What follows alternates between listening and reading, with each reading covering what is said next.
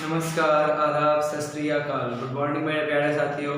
मैं हूं आपका होस्ट एंड दोस्त सुशांत राज। स्वागत करता हूं आपका अपना YouTube channel the goal study point. साथियों, जैसा कि पिछले क्लास में हम लोग हिस्ट्री में मेसोलिथिक एज के बारे में जानकारी प्राप्त किए थे। मेसोलिथिक एज में मैं आपको बताया था कि मेसोलिथिक एज का खोज कब हुआ, मेसोलिथिक एज का तिथि क्रम क्या था, टाइम पीरियड क्या था, कौन कौन सा औजार मिला, ठीक है। इन तमाम चीजों के बारे में जानकारी हम लोग पिछले क्लास में कर चुके थे। आगे हम लोग नेक्स्ट करते हैं नियोलिथिक एज। आज हमारे पास टॉपिक है नियोलिथिक एज। आता है कि नियोलिथिक एज क्या होता है। तो नियोलिथिक एज को हिंदी में कहा जाता है नवपाषाण काल। नवपाषाण काल क्या होता है नियोलिथिक एज। अब नियोलिथिक एज आता है नवपाषाण काल। नवपाषाण काल का सबसे फर्स्ट टर्म आता चीज आता है कि सर नवपाषाण काल का नियोलिथिक एज का खोज किसने किया। नियोलिथिक एज का खोज किसने किया। तो नियोलिथिक एज के खोज का श्रेय जाता है ला मेसूरियर को। ला मेसूरियर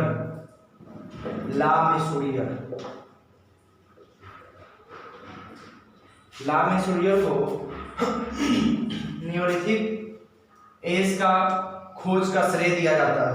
ला मेसूरियर कहाँ पे ये खोज किए थे। तो ये खोज किए थे रायचूर दोआब। जगह कौन सा था, रायचूर दोआब, ठीक है। आप लोग पूछोगे सर द्वाब क्या होता है।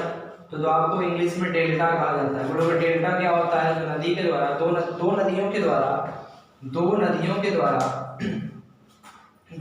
के द्वारा लाए गए मिट्टी से जिस प्लेन्स का या जिस जगह का फॉर्मेशन होता है उसी को दोआब कहा जाता है, डेल्टा कहा जाता है, ठीक है। तो आता है कि नियोलिथिक एज का खोज किसने किया था, ला मेसूरियर ने। कहाँ पे, रायचूर दोआब में। कहाँ है रायचूर दोआब। तो ये कृष्णा और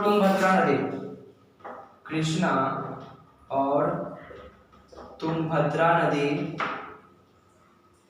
के बीच का स्थान है। कृष्णा और तुंगभद्रा नदी के बीच का स्थान है कौन, रायचूर दोआब। नेक्स्ट आता है कि इस समय औजार कौन कौन सा मिला। खोज तो हम लोग जान लिए, ला मेसूरियर ने किया था। अब आता है कि इस समय औजार कौन कौन सा मिला।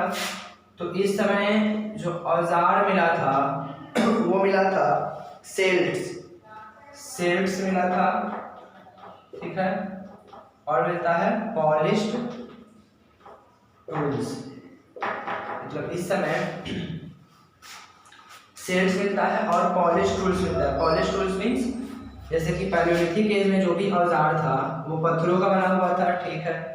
उसके बाद मेसोलिथिक एज में भी जो भी औजार था कुछ पत्थरों का, हड्डियों का बना हुआ था। उसमें जो औजार था वह रुखड़ा टाइप का था। रुखड़ा टाइप का करने का मतलब कि उसको घीस करके बस औजार के रूप में यूज किया जाता था। पूरी तरह से उसको मतलब रुखड़ा था, करने में प्रॉब्लम होता था। लेकिन नियोलिथिक एज में जो औजार था उस औजार को पॉलिश किया गया, घीस करके काफी नुकीला बनाया गया और इस तरह से ये पॉलिश टूल्स था। मतलब पकड़ने में कोई दिक्कत भी नहीं होता था और नुकीला टाइप का काफी ज्यादा जो है शार्प था। कोई भी चीज आसानी से मतलब जैसे शिकार वगैरह करने में आसानी से इसका यूज हो जाता था। आसानी से कोई मतलब यूज करने में कोई दिक्कत नहीं होता था। वो पॉलिश टूल्स का एक खूबी था। नेक्स्ट आता है तिथि क्रम, मतलब कि टाइम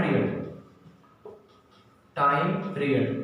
नियोलिथिक एज का टाइम पीरियड के बारे में अगर हम देखते हैं तो नियोलिथिक एज का टाइम पीरियड जो है अब अलग अलग है। जैसे कि मेहरगढ़ कहाँ है, पाकिस्तान में। मेहरगढ़ से जो टाइम पीरियड पता चलता है वह बताता है 7000 बिफोर क्राइस्ट।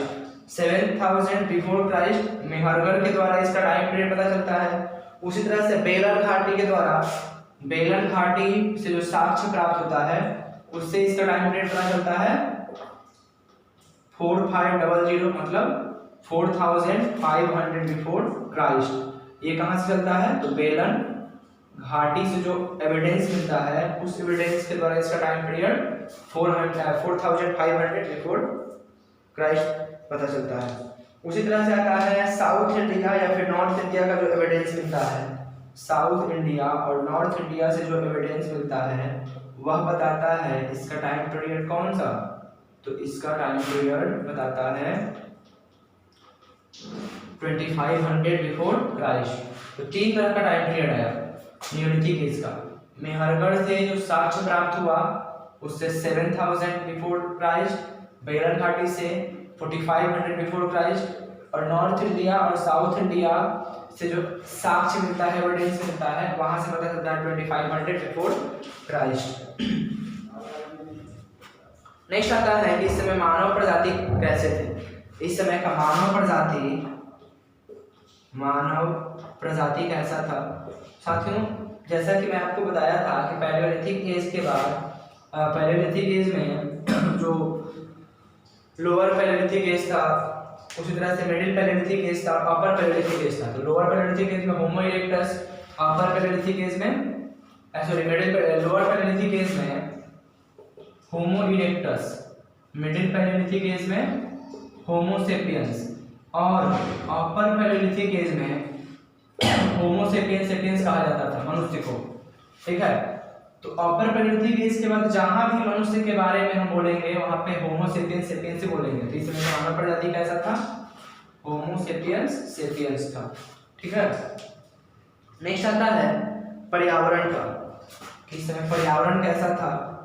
तो मैं आपको मेसोलिथिक पीरियड में ही बता दिया था, जब मेसोलिथिक पढ़ा रहा था उसमें मैं आपको बताया था कि मेसोलिथिक पीरियड में जो पर्यावरण था उस समय क्या था कि बर्फ वगैरह जो भी जमा था ग्राउंड पे, बर्फ जो स्टोर था ग्राउंड पे वह सब पिघल करके पीछे हटने लगा और पहाड़ियों से मनुष्य उतर करके ग्राउंड में रहना शुरू कर दिए।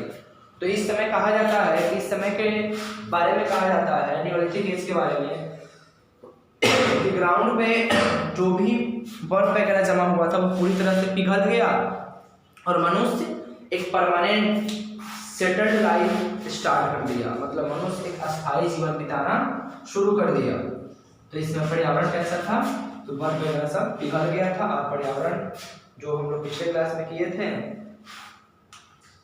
उसी तरह का पर्यावरण, जिस तरह का पर्यावरण नियोलिथिक एज में था उसी तरह का पर्यावरण यहाँ भी था। नेक्स्ट आता है, कहा जाता है कि एग्रीकल्चर का शुरुआत, मतलब कृषि के शुरुआत के बारे में कहा जाता है। कृषि का शुरुआत नियोलिथिक पीरियड में ही हुआ था। कृषि का शुरुआत नियोलिथिक पीरियड को ही माना जाता है। क्वेश्चन पूछेगा कि बताइए कृषि का शुरुआत, एग्रीकल्चर का शुरुआत कब हुआ, तो बोलेंगे नवपाषाण काल में। कहा जाता है कि परमानेंट सेटलमेंट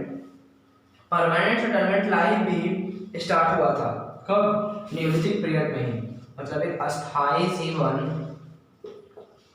जीवन का शुरुआत भी कब हुआ, तो नवपाषाण काल में ही। देखिए अब यहाँ पे रीजन है कि क्यों अस्थायी जीवन का शुरुआत हुआ।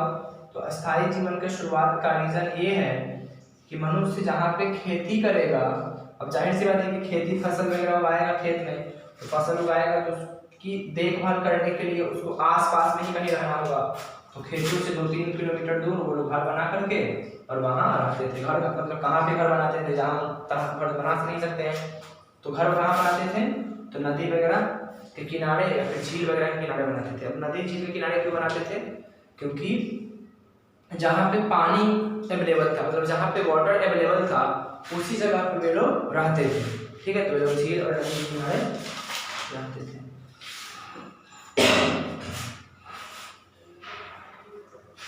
नेक्स्ट आता है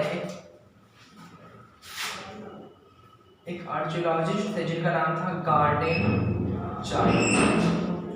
चाइल्ड के अनुसार, गार्डन चाइल्ड बोलते हैं कि नवपाषाण काल को नियोलिथिक रेवोल्यूशन नवपाषाण काल को, नियोलिथिक पीरियड को, नियोलिथिक एज को नियोलिथिक रिवॉल्यूशन भी कहा जाता है।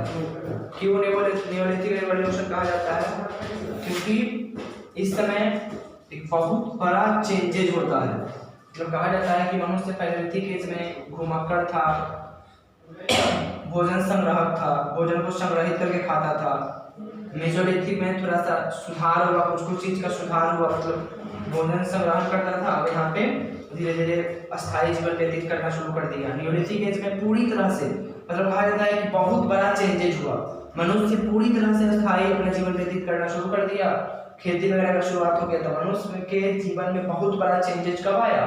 नियोलिथिक एज में, जिस कारण से गार्डन चाइल्ड के अनुसार नियोलिथिक एज को नियोलिथिक रेवोल्यूशन भी कहा जाता है। तो इस तरह से हम लोगों का पैलियोलिथिक एज कंप्लीट हो गया, मेसोलिथिक एज कंप्लीट हो गया और नियोलिथिक एज भी कंप्लीट हो गया। तो अब हम लोग नेक्स्ट क्लास से स्टार्ट करेंगे ताम्रपाषाण काल, और ताम्रपाषाण काल की कुछ चीज़ों को जानने के बाद हम लोग स्टार्ट करेंगे इंडस वैली सिविलाइजेशन, सिंधु घाटी सभ्यता। साथियों आज के लिए इतना ही, बाकी हम लोग करेंगे नेक्स्ट क्लास में। अगर आपको क्लास अच्छा लगा हो तो चैनल को लाइक करें, सब्सक्राइब करें और अपने दोस्तों के बीच शेयर करें।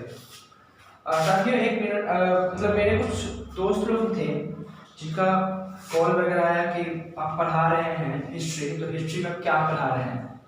तो साथियों जब मैं क्लास स्टार्ट किया था उसी से मैं आपको बताया था कि अभी हम लोग इंडियन हिस्ट्री कर रहे हैं, अभी हम लोग इंडियन हिस्ट्री कर रहे हैं। वर्ल्ड हिस्ट्री मैं आपको अभी नहीं पढ़ा रहा हूँ, मैं आपको इंडियन हिस्ट्री पढ़ा रहा हूँ। इंडियन हिस्ट्री में एंशिएंट हिस्ट्री हम लोग कर रहे हैं। वर्ल्ड हिस्ट्री पहले इंडिया के बारे में हम लोग जान लेंगे, उसके बाद हम लोग वर्ल्ड के बारे में स्टार्ट करेंगे। ठीक है, thank you, thanks for watching.